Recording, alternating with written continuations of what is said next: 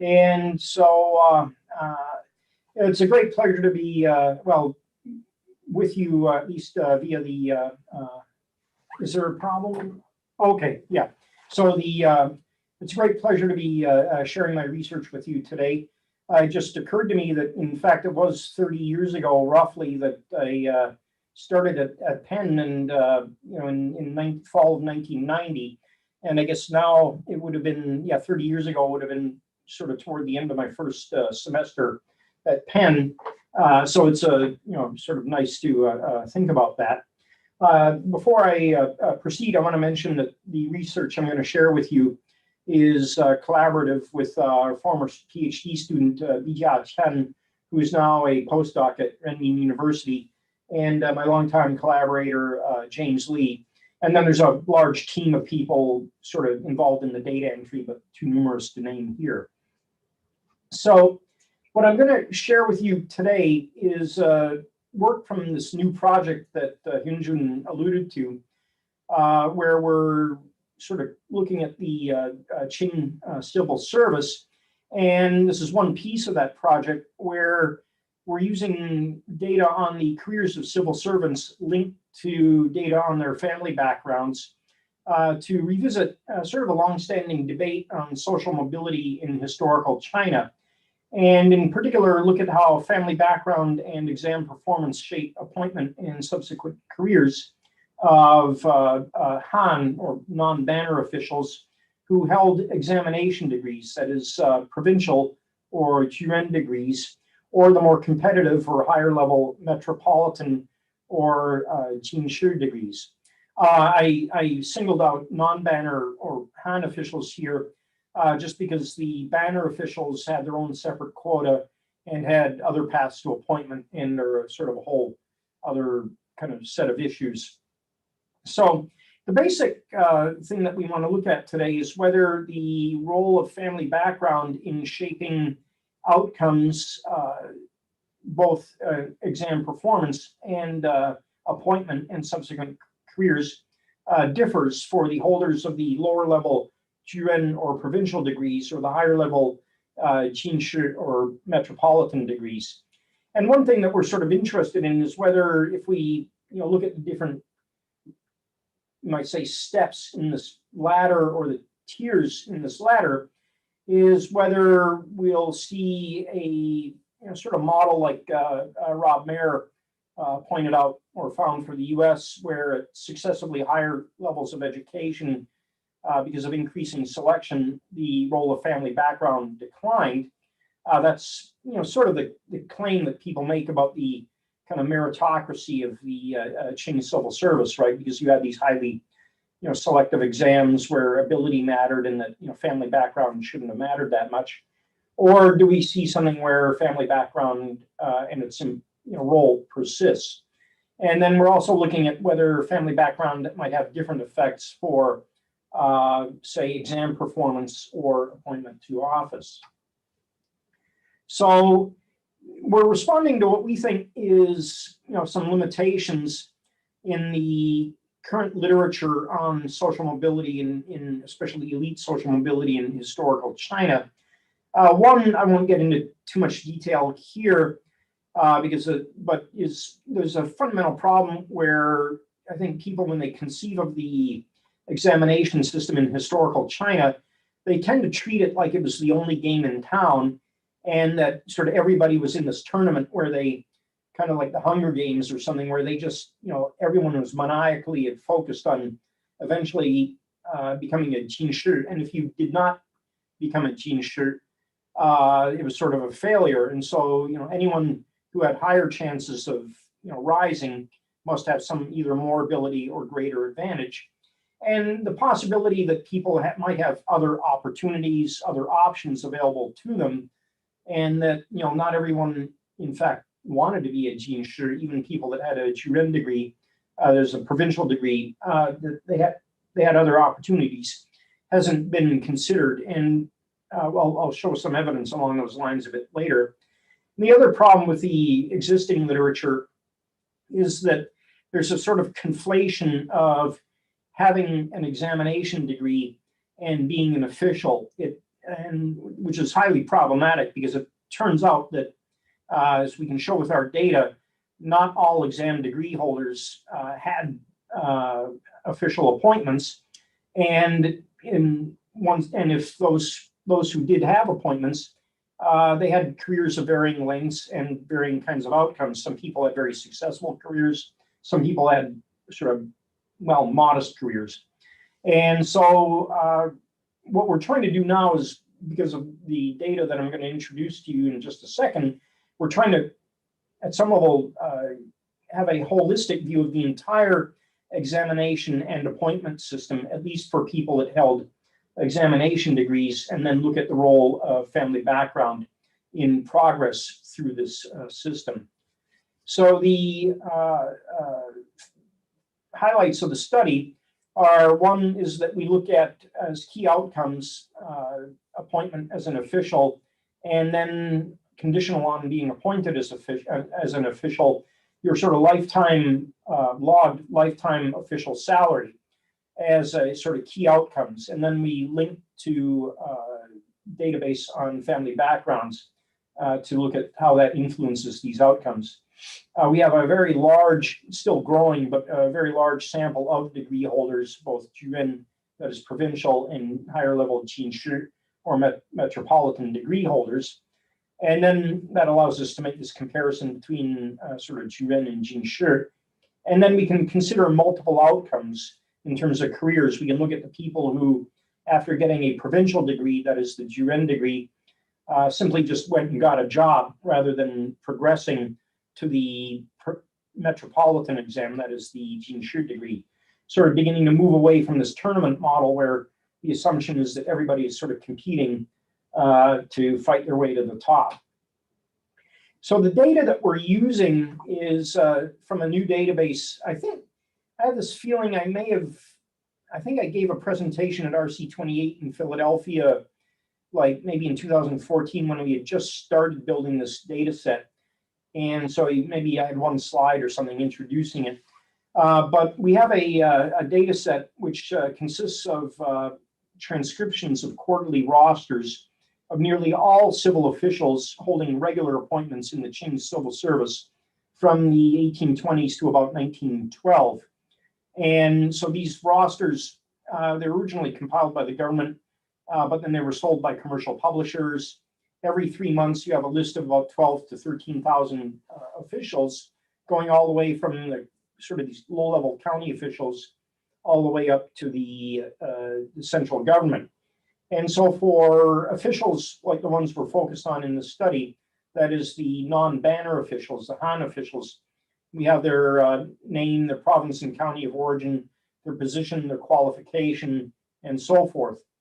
And then what we do is we can then link these records longitudinally. I'll give you an example of that in just a second, and then link it to family background. So right now, the data set consists of about 4.2 million records of about 350,000 officials from 1760 to 1912. Most of that's from about 1830 to 1912. And we just published a introduction in English to the data set, so I'm not going to go into as much detail as I would maybe in the past. In terms of the career information, in terms of what we actually use in the study, we have 260,000 records of about 6,000 Qing or metropolitan degree holders, and about 500,000 records of about 40,000 Qing degree holders between 1830 and 1912. All of them non-banner, again, for the reasons that I discussed. We don't look at the banner or Manchus. And then the family background information comes from these alumni yearbooks that were privately published by examiners or exam degree holders after they had completed the exam, as a way of sort of showcasing their connections with other people who graduated at the same time. And these typically have 3 generations of patrilineal ancestors, father, grandfather, and great-grandfather. And so we have, actually, this is a little out of date. I haven't updated the slide in a month or two. So I think we now have about 14 maybe it's, we have more, maybe 17 or 18,000 provincial exam degree holders, and then about 4,000 national exam metropolitan exam degree holders for whom we have family background information. This is an example of the, or sample, some of you, I guess, may be able to read this, but this is sort of the raw material that we're working from these rosters that I mentioned. Again, I don't think there's much point in going into too much detail, but we have a team of coders that has been working full time with us actually since the 1990s, originally on the CMGPT, and now on this project. And you can see sort of what they're transcribing from. These are the names of the government bureaus or ministries. We have the sort of names, let's see, names of people and so forth. Yeah, let me find, well, oh yeah, here's this Songling. Okay, so anyway, our coders transcribe this, and then they produce a database. And this is sort of an example of an end result where after all the transcription, then we link people and then we assign them unique IDs. And we have this gentleman, his name is Li Bushu, I think. He's from Henan, Shangcheng. And he basically worked in the civil service from 1840 until 1852. That is for, well, that's the gentleman on the right, I'm sorry, Hu Yuanzhuan, or Hu Yuanbo. Yeah, worked from 1840 to 1852. And then on the left, we have somebody, a gentleman, yeah, Li Bushu, who worked from 1835 to 1854, who we can link. So again, I won't go into too much detail about the data because we've got a paper now in English that describes it. So why is this? Okay. Okay. Now I want to present some descriptive information about the data set, just to familiarize you with the Qing civil service and provide some context. So one thing we can do with the data set is we can just look at the sort of general composition of the civil service in terms of what kinds of people were working for the government. So we understand kind of the role of the exam degree holders in the larger civil service. And so what we're showing here is just the distribution of officials in the government according to whether they were banner or non-banner. Again, most of the non-banner would be what you might think of as Han Chinese. Most of the banner would be the famous, Manchus, or in some cases Mongols, and then divided by whether they were in the central government or outside the central government. And sort of the majority of officials in the government were local officials. That is, there were sort of Han Chinese working outside the central government. And then inside the central government, things were sort of dominated by bannermen, the blue. So you had a sort of largely Han Chinese officialdom outside of the central government, that is governing the counties, prefectures, and the provinces. And then within Beijing, actually, it was actually, if you compare the areas of this blue and this sort of brown, it was actually in the central government, it was really dominated by bannermen, and Han Chinese were just a fraction of the officials in the central government. And if we did drill down, in fact, in the central government, which is supposed to be the pinnacle, right, of, be like being in Washington, D.C., and we look at the non-banner officials, most of them had the famous, Jinshu, that is the metropolitan metropolitan degree. And then some of them had the provincial or Juren degree, and then some of them had these other degrees. So at least, I think, if you look at the central government and just look at the sort of Han Chinese working in the central government, it kind of looks like maybe you might have expected from whatever you happen to remember from some Chinese history class about, that told you that all the officials were selected through examinations and so forth. But again, the bannermen were not selected that way. But actually, when we go outside Beijing, what we show, is fairly clear, is that actually the exam degree holders that are the focus of the study are just one part of the civil service for the Han Chinese. So the Qing or the metropolitan degree holders are actually just a fraction of the officials serving outside the central government. The Juren, the provincial degree holders, were something like maybe earlier in the century, like maybe 1/3 of officials outside the central government, and then maybe eventually 1/5. And then there were very huge numbers of officials that were actually holders of what were called jiancheng degrees, which were basically purchase degrees. And that's a sort of a whole separate study, is these officials who had these purchase degrees. So, just basically, one off the bat, what we can do with our database is show that the notion that sort of everybody in the government had a exam degree is simply wrong. That there were, especially in the last half of the 19th century, but even in the first half of the 19th century, the share of officials that had these purchase degrees was actually enormous. But we're focusing on the holders of the exam degrees in this particular talk. Now, again, some basic descriptives of the sort of steps in the system before we get to the discussion of family background. One thing we can do through linkage is we can actually look at the ages at which people earned this provincial degree. That is the Juren degree. And this was actually the second or third rung, you might say, in the ladder. We don't have data really on the lower rungs of the examination system. So this provincial or Juren degree, typically the people at the modal, you might say, age of passing was between 25 and 35. So maybe roughly similar to the modal, age distribution for a PhD or something like that. But then actually, there were some precocious people that passed very early. And then there were other people that actually they passed actually quite late after they were 35 or 40. I think that's also not really well recognized that there were actually so many people that were retaking the exam again and again and again until they finally passed.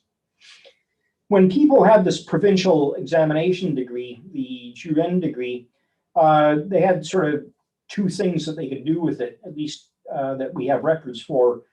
They could either pass they could go on to the metropolitan exam and pass and get the Qing degree, which is yellow here. And then if they went on and succeeded and got the metropolitan degree, then they were almost certainly going to get a job. But of course, maybe only 12, 13, 14, 15% of Juren actually ever passed the Qing or the metropolitan exam. And of course, the Juren or provincial degree was already highly competitive. So what was more common was that actually, if you failed the exam for the metropolitan degree, I think 3 times, then you could go in the queue for appointment on the basis of having just the provincial degree. And that queue took a very long time to clear. So while on the one hand, these people that just had a Juren and never got the Qing, maybe about 1/3 of them, maybe 40% of them, eventually got a job somewhere in the government. But they could take as long as 25 or 30 years to get that job, because there was essentially a queue. And there's a whole system where you could actually pay money, and it was all legit. You paid it to the government, and you could have yourself bumped up in the queue. But if you just sat and waited, it could be 25 years or 30 years before you finally got a post.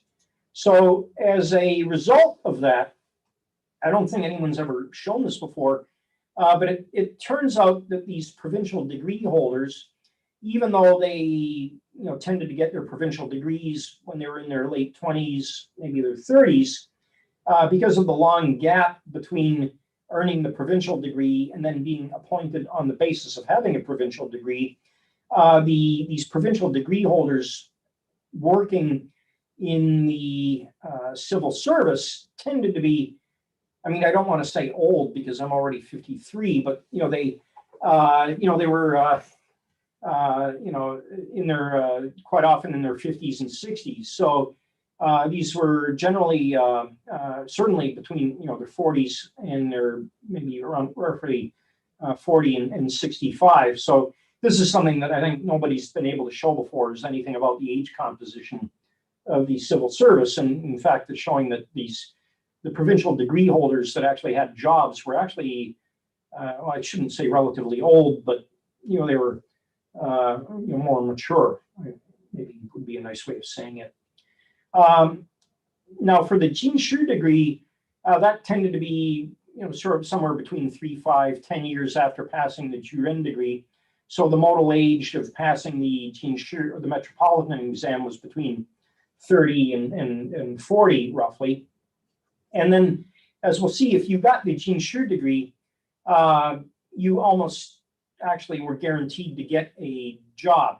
So what we're looking at here is the metropolitan or the Qing degree. Actually, those who pass were divided into 3 tiers or categories.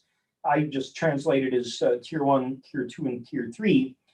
And then these were subdivided into sort of roughly other sort of categories. And so for the analysis, we end up defining a total of about, actually ends up being 5 different tiers, where certainly if you were in the top tier or the top part of the second tier, essentially you were guaranteed to get a job, and you were going to get one very quickly. And then as you worked your way down these tiers, once you got to the third tier, and the people that within that tier were ranked 100 or higher, most of them eventually got a job, but they could take 10 to 15 years, and maybe just 70 to 75% of them. But one way or the other, once you had the Qing degree, you were much more likely to get a job quickly than if you had a Juren degree.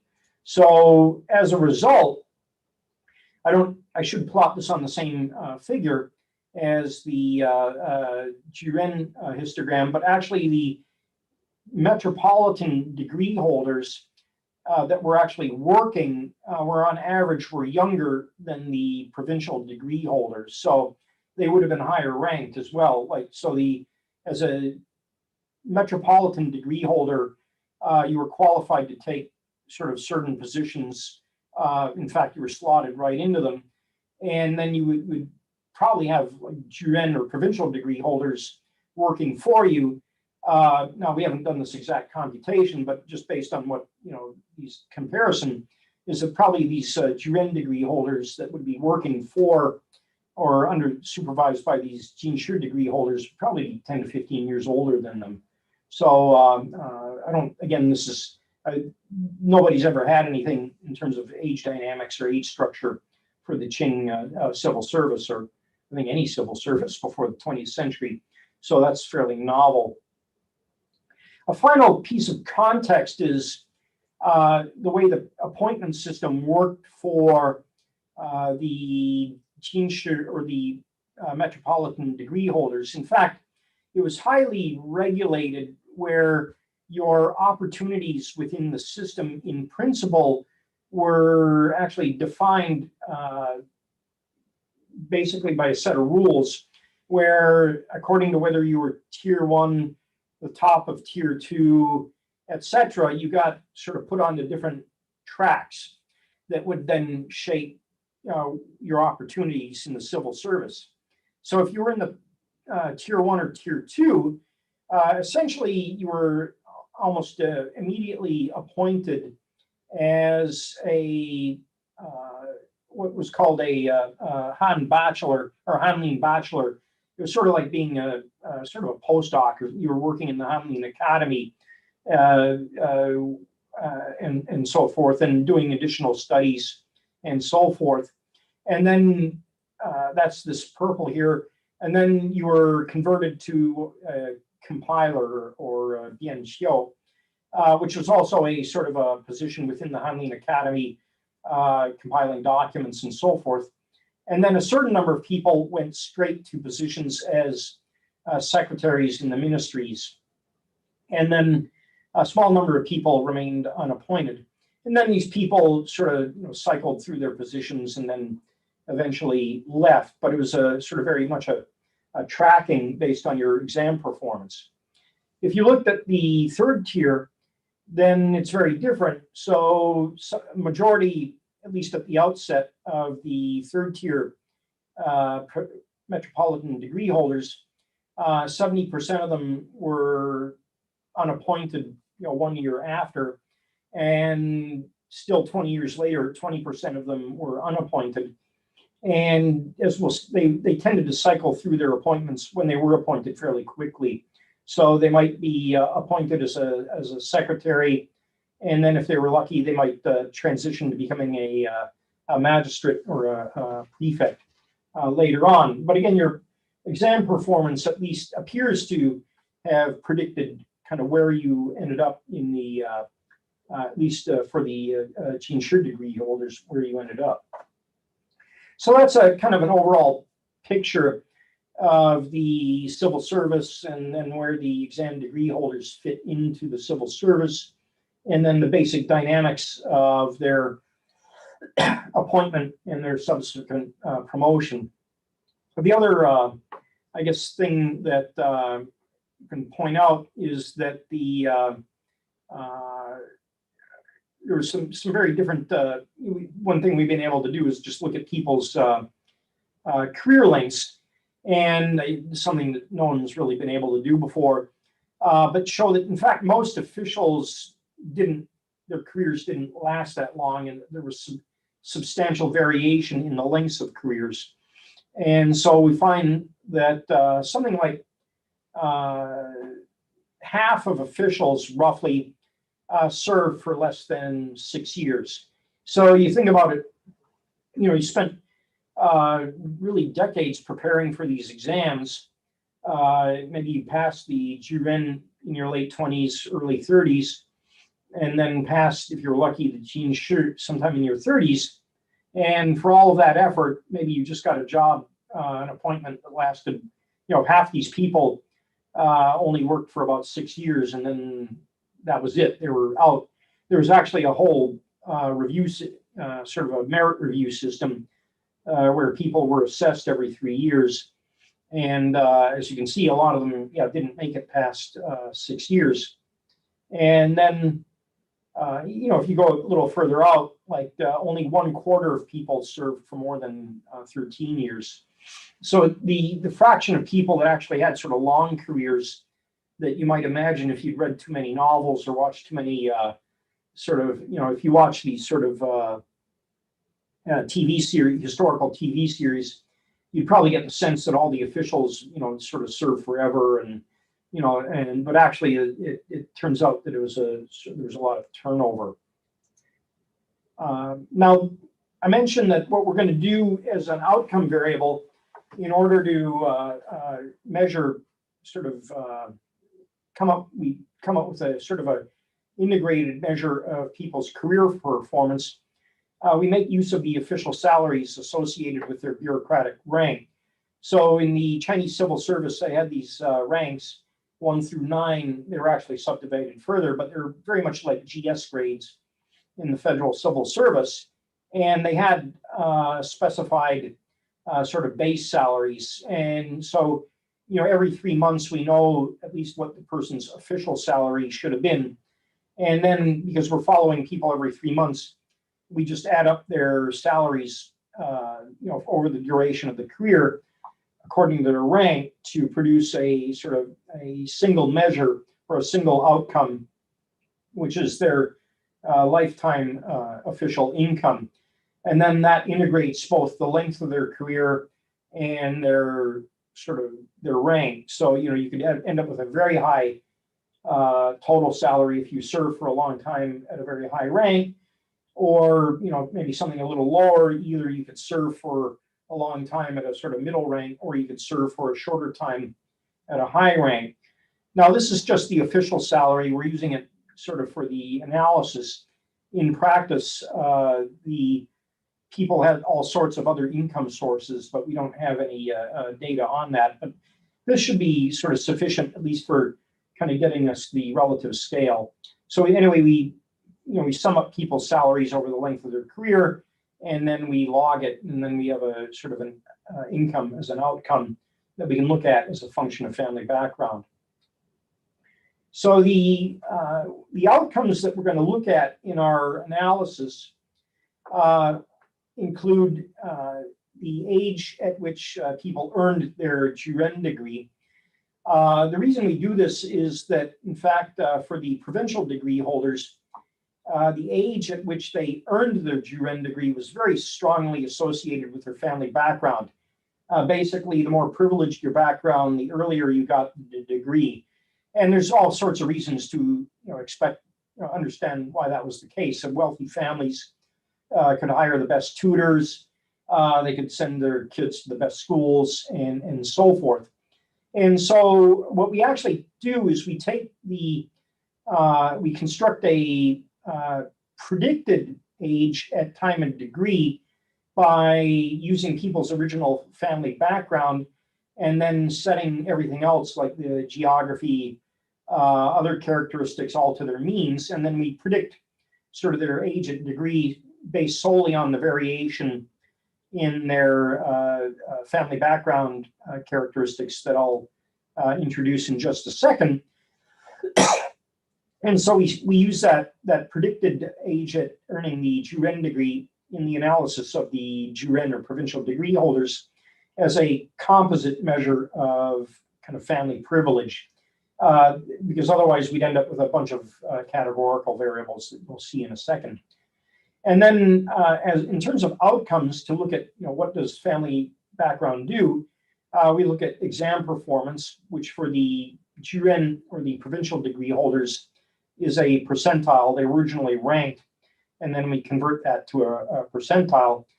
And then for the Qing degree holders, we look at their sort of do an ordinal logit of their tier and their category within tier on the Qing or the metropolitan exam.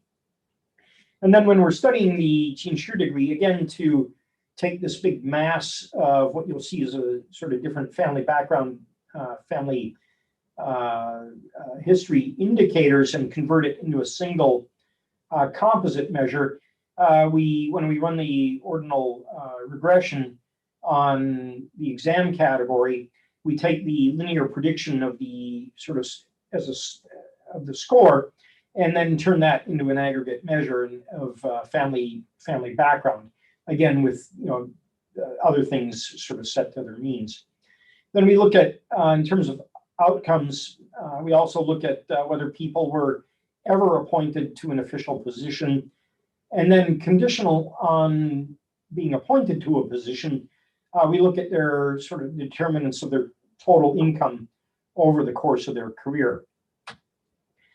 Now, in terms of the background characteristics that we look at for family background, and this is why we constructed these composite measures of family background, is that from our family background data, we have all sorts of discrete measures of sort of how many ancestors you had that had different kinds of degrees, how many ancestors had purchased degrees, what was your father's highest official rank, if he was an official, his position at the time that you took the exam, and then his position at the time you were first appointed.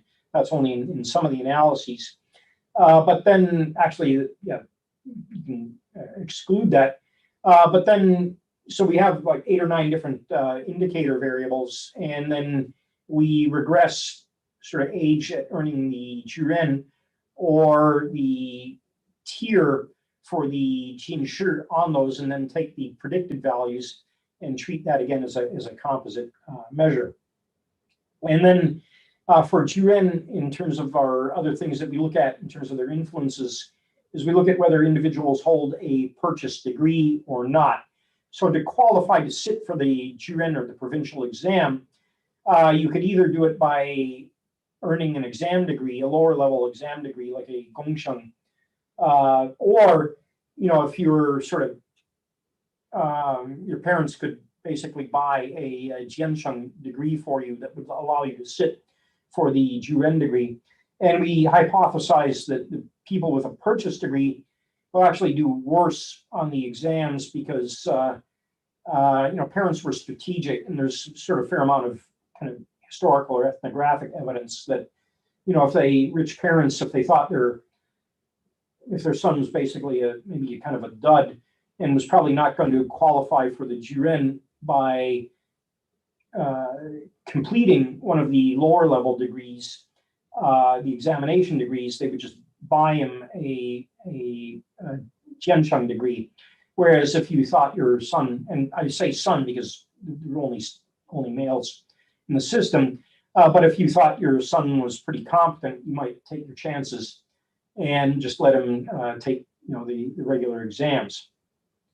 And then we have, quote, ability, which is exam performance. I'm actually skeptical because these exams, they were measuring something, but it wasn't clear that they were measuring anything useful. It was sort of writing essays on fairly obscure topics. And it's not clear the grade, I've heard there's a lot of critiques of the way they were graded, to claim that the exams were somehow measuring some global, ability is, I think, questionable. We have age in province and so forth. So here's when we run the regression of the age of completing the provincial degree, we see extremely strong background effects. So if you have a family history of grandfather, father, great-grandfather having a provincial degree, Juren, you're going to pass the exam much earlier. If you have a family history of Qing Shi degree, you're going to pass the exam earlier. If you have a family history of purchase, you're going to pass the exam earlier.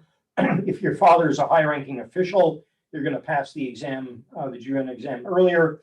If your father is actually serving at the time of the exam, you're going to pass, in fact, you're going to pass an average of 2.4 years earlier. And if you actually have your own purchase degree, you'll actually pass a little bit earlier, probably because at least you didn't have to, basically got to skip a step.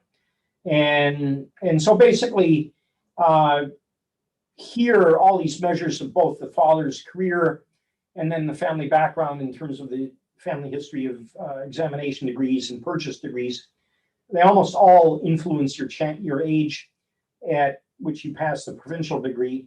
And we think that's reasonable to think that's essentially all indicators of privilege that, coming from certain families, you would be better prepared for the exam, better tutoring, maybe also just family culture, family history, and so forth. And so we take we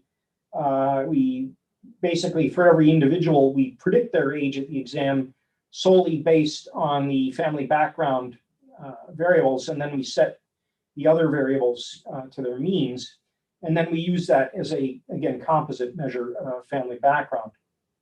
When we do that, what we find is that at these different stages, in terms of your, when we look at the provincial degree and how well you did on it, then we look at, once you had the provincial degree, your chances of being appointed, and then your income if you were appointed with just a Juren degree, or if you progress to the Qing Shi degree, is that your predicted age was strongly associated.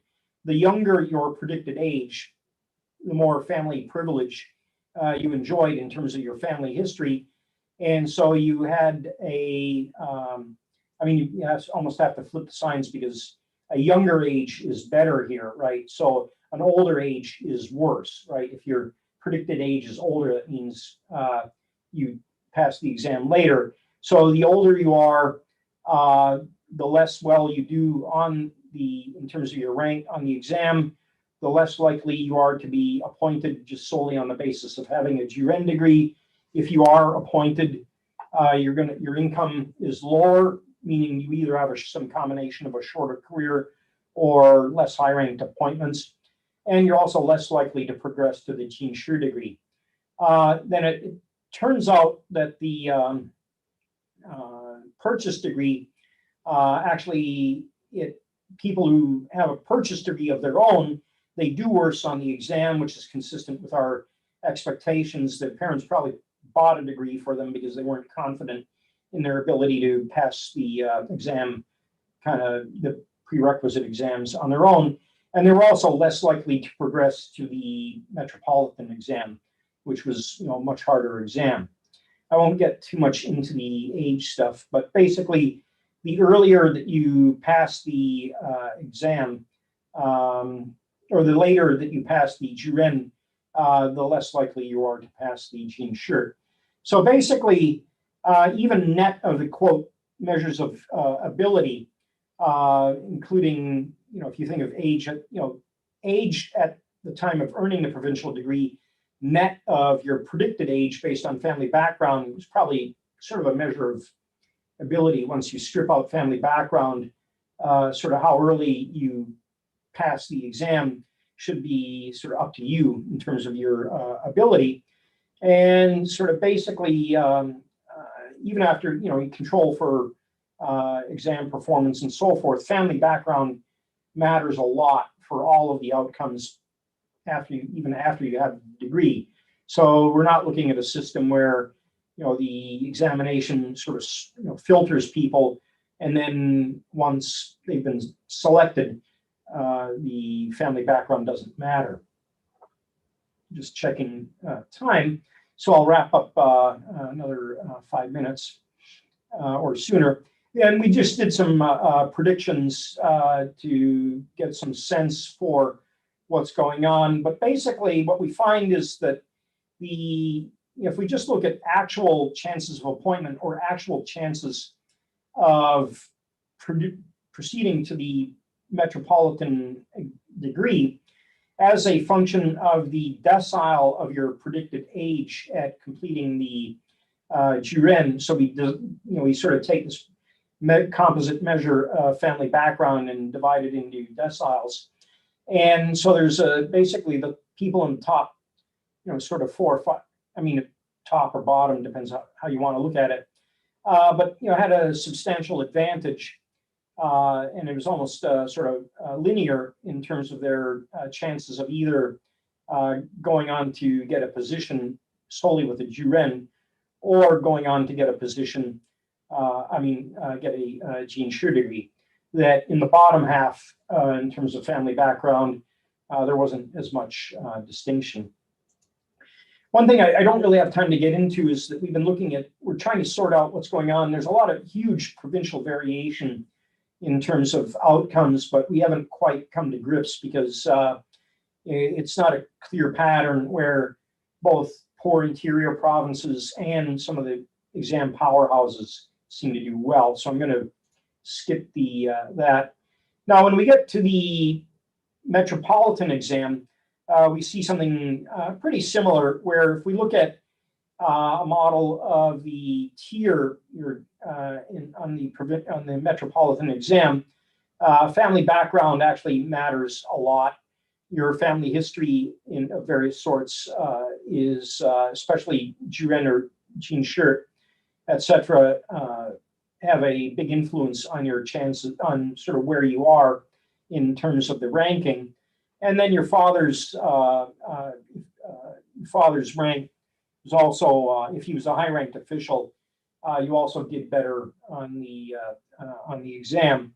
And then also you did worse according to your age.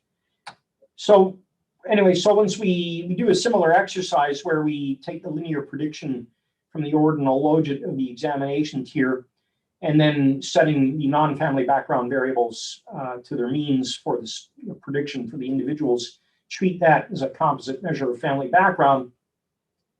And then we do an analysis where we also include actual exam performance and look at the influences on the chances of appointment, and then conditional on appointment, your total income. And again, family background continue as in this composite measure has a very sort of strong effect both on your chances of appointment and then your family and then your total income. So again, even at this sort of the highest rung in the system, after all of this filtering, which is supposedly all based on ability, where people are being supposedly selected by this exam, and if sort of Rob's model for the U.S. was relevant, you would expect the role of family background to be fading out at these successively higher tiers in the system. That's simply not happening.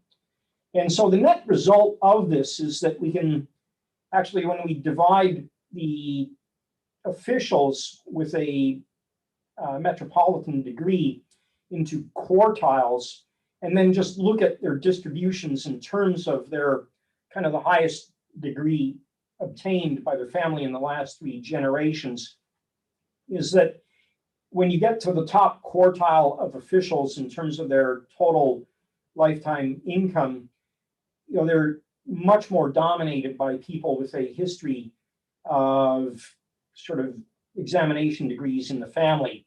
So something like 40% of the top quartile officials have a Gongsheng, a Juren, or a Qing in the last 3 generations, compared with just 1/4 of the first quartile officials. And so basically this kind of filtering based on family background continues all the way up to the very top, so that you have the creme de la creme of the bureaucracy, the top quartile of in terms of income of the metropolitan degree holders are much more selected in terms of family background than, say, Qing degree holders overall. So I think I can wrap up, and we'll still have, they suggested 10 minutes for questions. So we'll, I think we've basically shown that, through this analysis that family background matters at every level. Now, there's been some recent work by James Kong and Huang Yifei, which using sort of smaller data sets, which found that family background mattered for exam performance. But we're showing that, in fact, it continues to matter for appointment, and then even controlling for exam performance, and then your sort of total lifetime success. So I think we're successfully, I think refuting the idea that somehow this was a system in which it was all based on ability, and everything just kind of depended on how hard you worked, and that family background effects faded as you got higher up. In fact, the family background continued to matter all the way up. We're still accumulating more data. We need a more fine-grained analysis of, we want to look at different career tracks. There's a lot we can do in terms of kind of specific types of positions that were more prestigious and so forth. But in the interest of time, I'll wrap up, and then I think we have time for some questions. So thanks very much.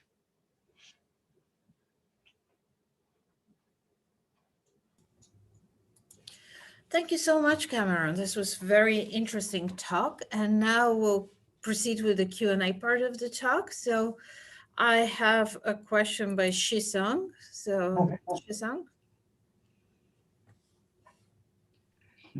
Okay, hi, Cameron. So I have a question that I asked earlier, and I have a follow-up question. First is, was there a mandatory retirement age for the Qing civil service officials? So given that most of the people didn't obtain their Juren or Jingshi degrees until their 30s or even 40s, so it seems like there is not many years left for their career progression.